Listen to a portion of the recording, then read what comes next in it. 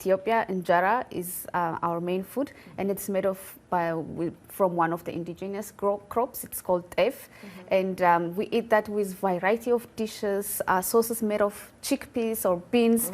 And I mean, unless you're from a well-off family, meat is, you know, very occasional or maybe preserved for holidays. I love Ethiopian dishes, especially the vegetarian platters. They have so many varieties you can choose from. So I'm good. I can definitely do it. So that's the everyday food for us. But for Nigeria, I meat really is our soup. But for me personally, I think it depends. I'm just coming back from Nigeria, so I'm thinking this is torture. She's just talking about food. I'm like, I really want to go back. I know, it's Ramadan. But like, for me, it depends on where I am. If I'm in America, I only crave food that's available in America. If I'm in Nigeria, then I'm craving all the soups, and I'm like, I think I want this. I think I want the millet. I think I want this. But everything has meat in it. Almost everything has meat in it. Right. It's either everything has protein. It's either if your soup is soup that people should eat, it has to have meat, all kinds of meat, or fish, but protein. I know, when I go to a Nigerian restaurant, I don't know what I can order without meat. It'll be like, what do you mean? It's not a thing. It's not a thing. Yeah, definitely. But I mean, I think for different cultures, definitely when you take out meat, it's like taking out everything. So it could be definitely tough. My fingers up.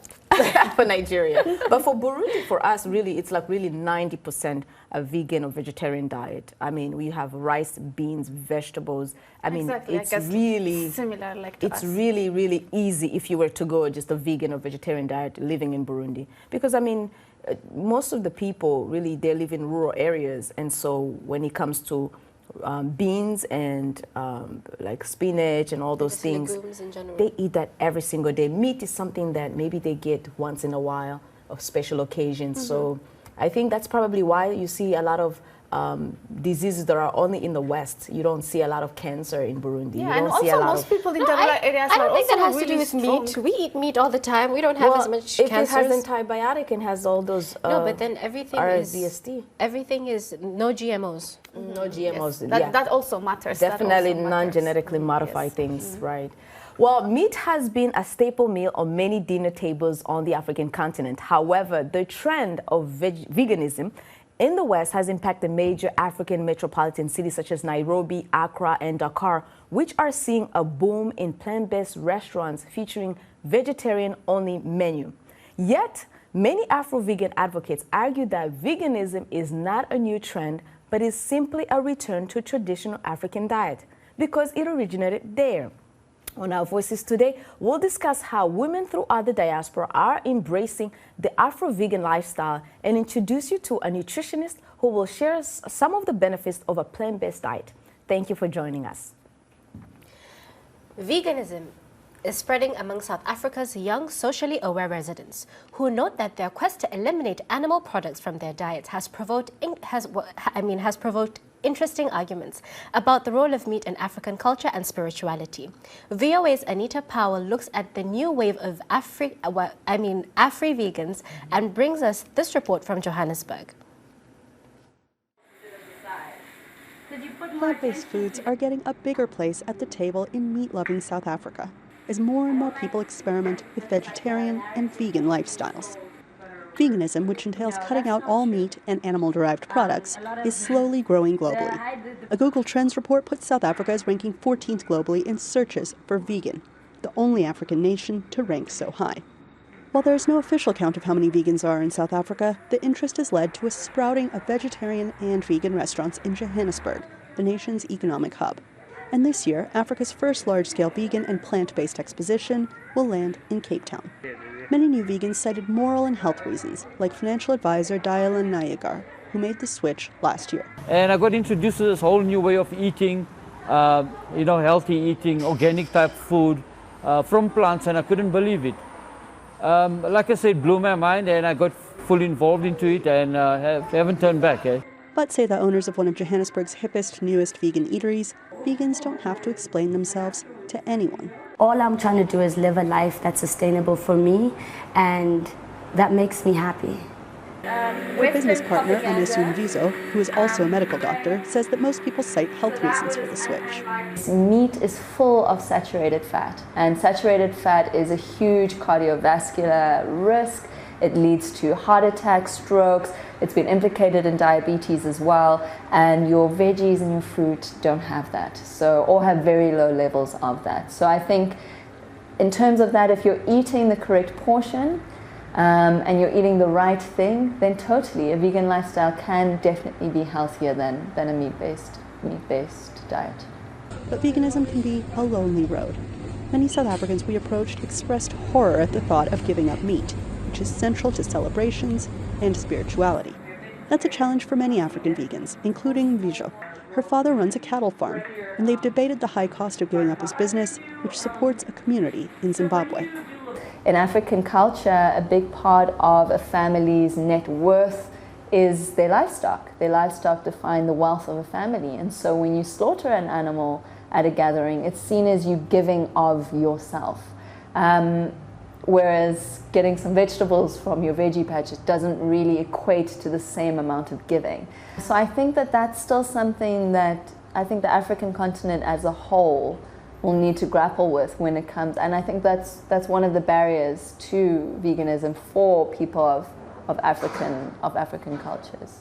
But some are finding a middle path. 31-year-old Tandiwe Ngubeni, a communications specialist, still eats meat, but less and less of it as time goes by. I feel way more energized when I eat a vegetarian or vegan meal. It actually just gives me more energy. Seki, who has been vegan since 2017, endorses the slow and steady approach. There's no right way of doing anything. I think, yes, there are many benefits of being vegan, especially for the animals in terms of them being killed and all of that. But this is a choice that only you can make. Instead, she says, just take it one bite at a time. Anita Powell, VOA News, Johannesburg. That's right. I guess you could just take one bite at a time. Well, let's dig deeper into this discussion on a plant-based diet and vegan or vegetarian lifestyle. We are joined in our studios by our guest, Esosa Edesomwan, certified nutritionist and behavior coach, also known as the Raw Girl. She is also the host of Staying Ageless, a podcast with 14 years of experience inspire others to live their best, healthiest lives. Thank you so much, Esosa, for being with us. We are so excited. We've seen you on social media. You really I love when I talk about like veganism or vegetarianism, I can just click on your stuff and just see what you're posting, what you're cooking and things like that. Awesome. Now, we're gonna look at this in a minute. Yeah? Mm-hmm. Mm-hmm. But first, I have a question for you. First, how do you survive? I know that you're Nigerian without meat. But so then, funny. Many people believe that a plant-based lifestyle is a Western concept. But now there is a recent trend to move away from the meat or less meat, yes. On the continent. Yeah. Can you define what it is to be vegan or vegetarian, especially on the African continent? Yeah, sure. So vegetarian means that you consume dairy, and you also consume eggs, and then you also consume nuts, seeds, legumes, grains. I can do right? that. Yeah, and then fruits and vegetables, of course, right? Okay. And vegan means that you exclude all animal products, including the dairy, and that's where sometimes it gets hairy for some people. But a lot of African Americans... That's where it gets hairy? For some people. Yeah. For some people, because they're really into cheese and milk. Yeah. Oh, yeah. But a lot of African Americans are actually lactose intolerant. But in Africa, interestingly enough, in Northeast and Eastern Africa, there are people who have genetic variants that can actually consume milk. So it really depends on where you are from, because Africa is so diverse. There's just so much diversity within the population. And then there's raw vegan, which might be a little extreme for Africans, which is when people don't heat their food above 118 degrees Fahrenheit. They're eating mostly uncooked food, but they're eating the same things: nuts, seeds, fruits, vegetables. Sometimes they do soaked grains, sometimes. But the whole point is to try to retain the nutritional value of that food. Now, I've lived and traveled all over Africa, and I can tell you there are certain places that are easier to be plant-based than not, but I've survived in all of them. Some, I call it the Hunger Games, child, because you're hungry, okay? You're looking for your next meal. I'm thinking of my tour, and I'm just thinking, I can't cook it past a certain degree of heat. So I don't think that raw veganism is sustainable for Africa, because, and that's actually when I started changing my diet a bit, because the issues with sanitation. You don't want to get a mean parasite. Exactly. You have to have a stomach for it. H. pylori. That's There's true. so many things that Water. you can get because of the problems with water, the problems with people not washing their hands while they're preparing your food. So until we improve sanitation, that's not always like the best thing to do.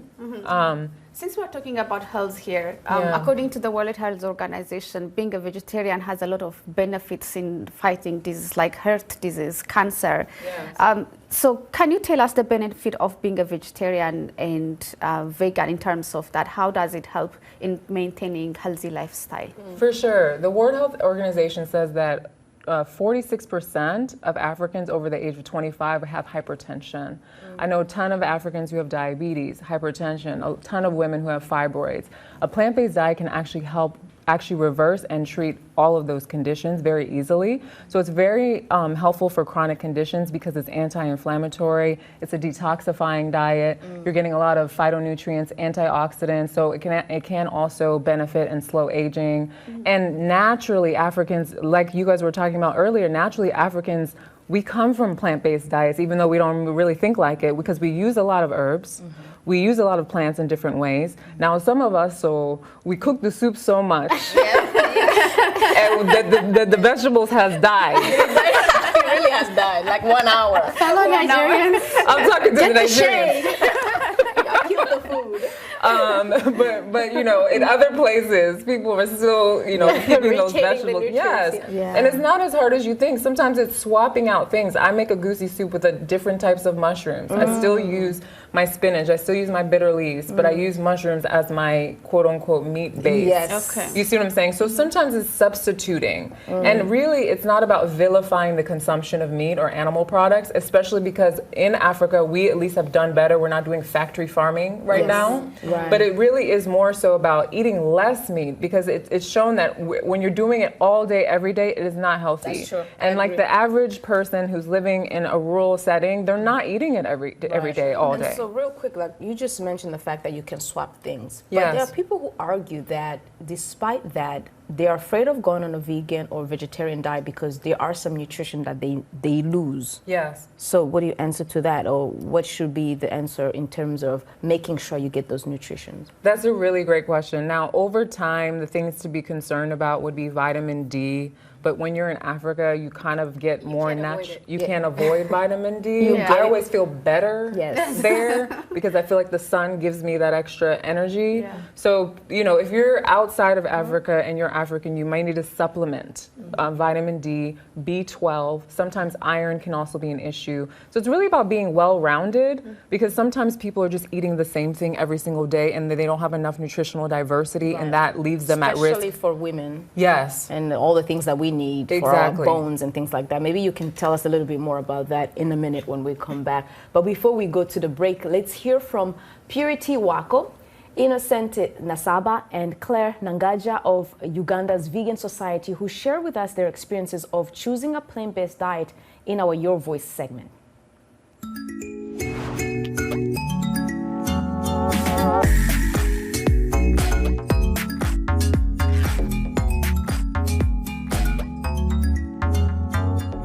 A vegan diet because it is plant-based, and with plants there are so many nutrients. It's very rich in vitamins like vitamin A, vitamin C, vitamin E, vitamin K, and it's so rich in fiber, very rich in antioxidants, very rich in phytonutrients. I embrace a plant-based diet mainly for 3 reasons. The first reason is for the animals. Growing up in southwestern Uganda and western Uganda, where our main economic activity or our major source of livelihood is cattle keeping, is keeping goats, it's hens. You know, even where I come from Rukunjiri district in southwestern Uganda. Even the poorest family, you find they have hens, they have ducks, they have cows. You know. And so it means there's increased consumption of milk, there's increased consumption of meat. But then I witnessed a lot of suffering of these animals. And I told myself that at a certain age, I don't want to be the one, contributing to the suffering of these animals. I'm going to give an example. As a girl, where I come from in this patriarchal society is that we are responsible for cooking. And then we are responsible, or we are in charge of slaughtering the hens. And I always never enjoyed that sight of seeing a hen struggling for breath. But then when you'd say, no, I cannot slaughter the hen, I cannot cut off the neck, you're labeled a coward. You know, how are you going to take care of your husband if you cannot kill a hen? Kill a hen. So I was like, no, these are not sins that I would want to recreate. Rastafari is about spirituality. Rastafari is a way of life. Rastafari is living with nature. It is respect for all humanity, respect for plants and all God's creations. Jah tells us as Rastas that let food be your medicine and let the medicine be your food. So we all know that medicine is made from plants. I can boldly say that I have a strong immunity. I am rarely taken down by most of these small diseases or common diseases I could talk about, because I have tried to keep my immunity in check. My proudest benefit is the fact that when I was eating meat, I had issues controlling my weight. But on a plant-based diet, as you can see, I have 5 children, but someone wouldn't be able to tell. And yet I am still strong. I'm rarely at the doctor's clinic seeking for medicine, because even the plants that I use to treat myself are my medicine. Well, when you take on a plant-based diet, you are not taking in too much calories for starters, so you are within your daily calories for that day. You're taking in enough nutrients for your body to function very well. It's actually good for lowering cholesterol, LDL cholesterol, good for blood pressure, very good for improved glucose in the blood. We just heard from women in Uganda about the benefits of being a vegetarian. Now it's time for a break. When we return, we will delve into the benefits, African superfoods and cook-up. Don't forget to share your experience and thoughts on today's topic on our social media platforms. We are on Facebook, Instagram and Twitter at VOA Africa. We are also on WhatsApp and the number is on your screen. Stay with us.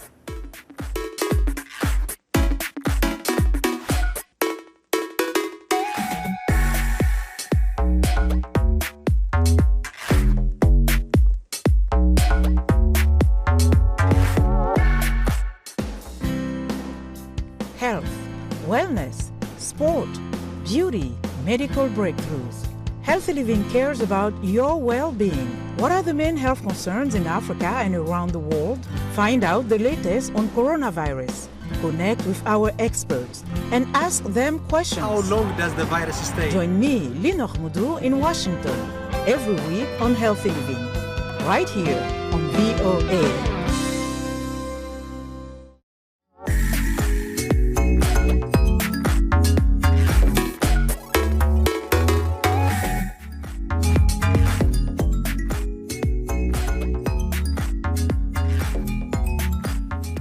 Welcome back. You are watching Our Voices. We are now taking a closer look at African superfoods and how they benefit women. The raw girl, Esosa Edoswoman, is still with us here in the studio. She has brought a few plant-based goodies that are quick and easy to make. I can't wait to try them. Yeah, definitely. As we were saying, Esosa, you made a very good point about the different regions of the continent. So let us look at Africa and the regions that are in Africa and explain the type of food that can be found there or eaten there. Well, there's different superfoods. I focus in on the superfoods and different things. So West Africa has a lot, and I actually brought some that are very common for West Africa. But there are different things that are also in multiple parts of the continent. So like in South Africa, you can get rooibos, and that's high in antioxidants. You can get turmeric. In East Africa, you can get teff. You can get baobab. In West Africa, we have bitter leaves. We have things like bitter leaves, which I consider sort of a superfood, but they're more like a medicinal plant. But Liberian people eat a lot of bitter leaves. Yes, very good for you. Very good for balancing blood sugar levels, which is important for your hormones.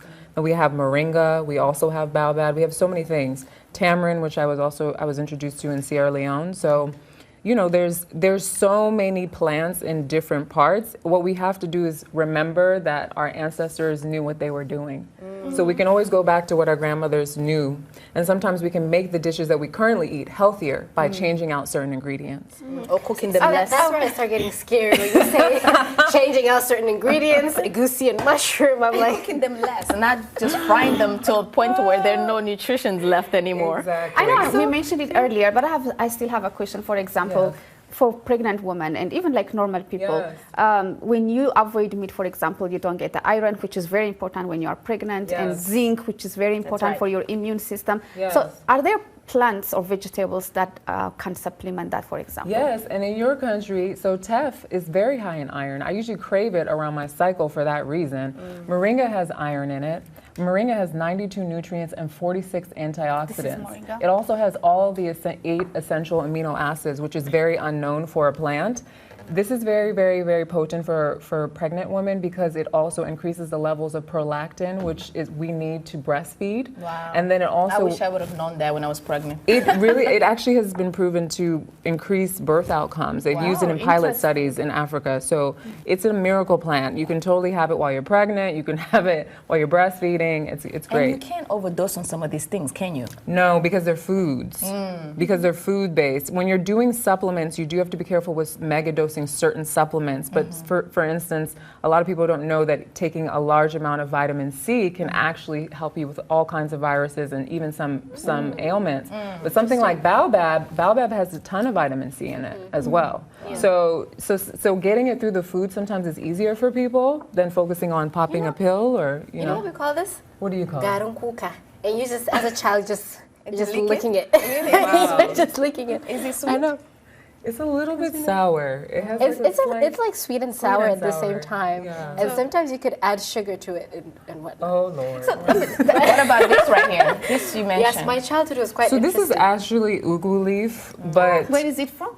It's from Nigeria. Is it a Nigerian? Oh, okay. But really, this for me was a representation of bitter leaf, and the reason why I wanted to talk about bitter leaf is because, again, of balancing your blood sugar levels. People don't realize, first of all, insulin is a hormone, right? And for women, when your insulin levels are super high, it actually decreases the amount of this protein called sex hormone binding globulin. And that can lead to estrogen dominance, which can lead to fibroids, which can lead to endometriosis, which can lead to heavy bleeding. Or in some women, the high levels of insulin can tell the ovaries to produce more testosterone, which then can lead to PCOS-like symptoms, lack of period, these kinds of problems, facial hair, male pattern baldness, all this hormone imbalance stuff. So bitter leaves are really interesting because the bitter flavor is the most metabolically active flavor of all the flavors, and that's one of the reasons why African food is so healthy, because we do eat bitter foods, and that revs up your metabolism. It helps curb sugar cravings. Like we don't see Africans eating a lot of desserts and heavy sweets. So the more we stick with that tradition, the less disease we're gonna have. And now I regret saying no to my mom for when she forces me to eat vegetables. I heard you said we eat bitter things. That is true, and I think this is tamarind. Also, is a bit on a bitter. Tamarind. You find both sweet and sour. Sweet and sour. Yeah. But I heard that it also the bitterness of maybe the bitter leaf also triggers your kidney to flush and to cleanse. Is that true?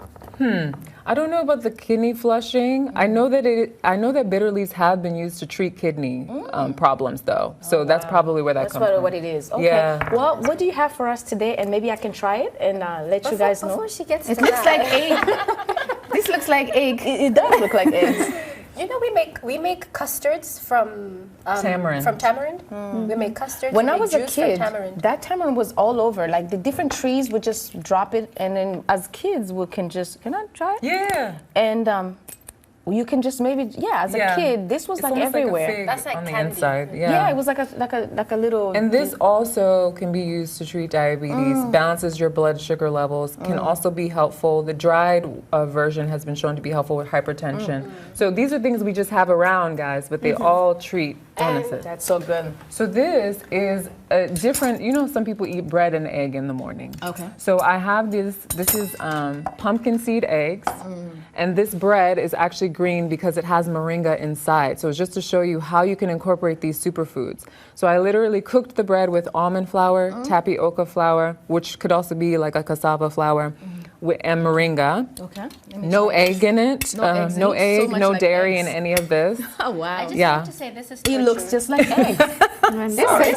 As much as I'm not a fan of So what's your favorite? plant-based food, I really want to try this because it smells amazing. And you know, my Oh, senses my are heightened world. because I'm fasting. What kind of seasoning did you put? Okay, so a little bit of salt. Turmeric is what makes it yellow. So when you soak your pumpkin seeds, you put them in the blender, you put just enough water, you put the turmeric in there to make it yellow. That's what makes it look like an egg.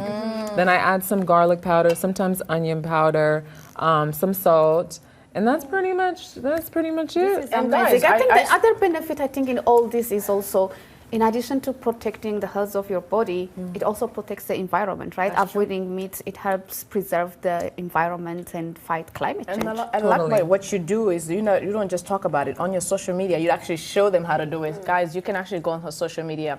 She tells you how to do this. Get all the kind of, recipes. I'm all the glad you both recipes. enjoyed it because I'm taking the rest of it home with me. So Wow, that is I'm so taking it home with delicious. me. That is so delicious and different. Esosa Edewosoma, thank you so much for being with us, coming into the studio. She's known as the Raw Girl, guys. Joining us today. We really appreciate you. She's certified. And we hope to have you soon. Maybe come back and tell us more about the nutrition benefits of a plant-based diet. Well, you can find the recipe more on her website. It's therawgirl.com.